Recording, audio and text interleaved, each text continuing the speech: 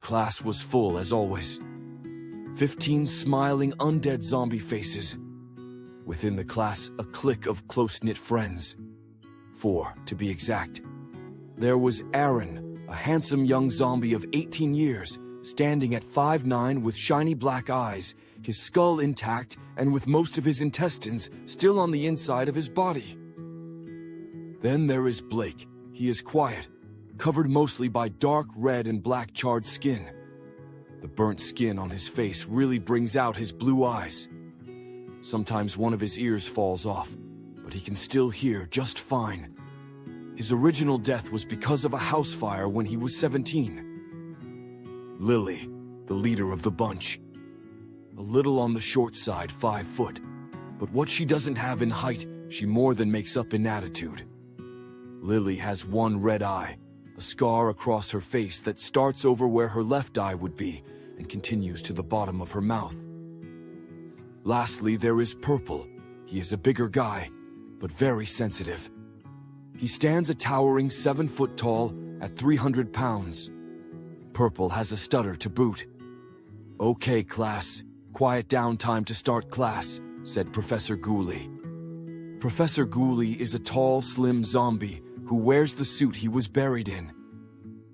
Everyone was sure that except for being one of the undead, he was exactly the same as he was when he was alive. When he was alive, he taught social studies at Harvard. Now he teaches advanced zombie walk stalking.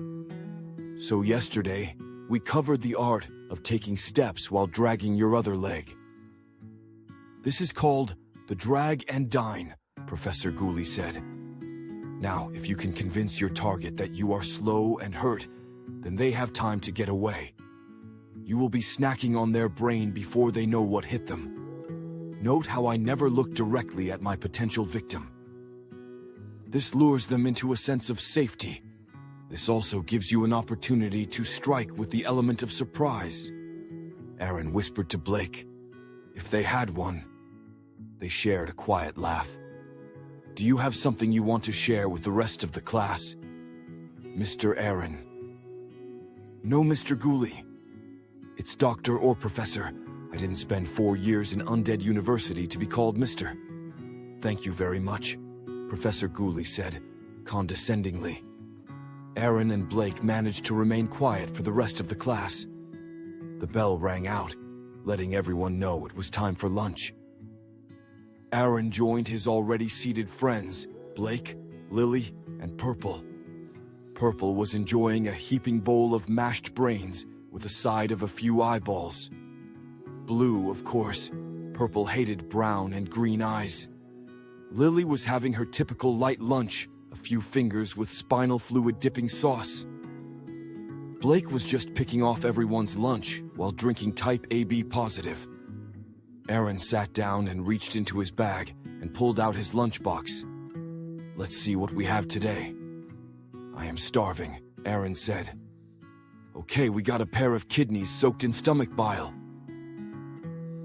A bbq'd tongue and a deep-fried jujum for dessert. So what's everyone doing this weekend? Aaron asked with a mouthful of bbq'd tongue.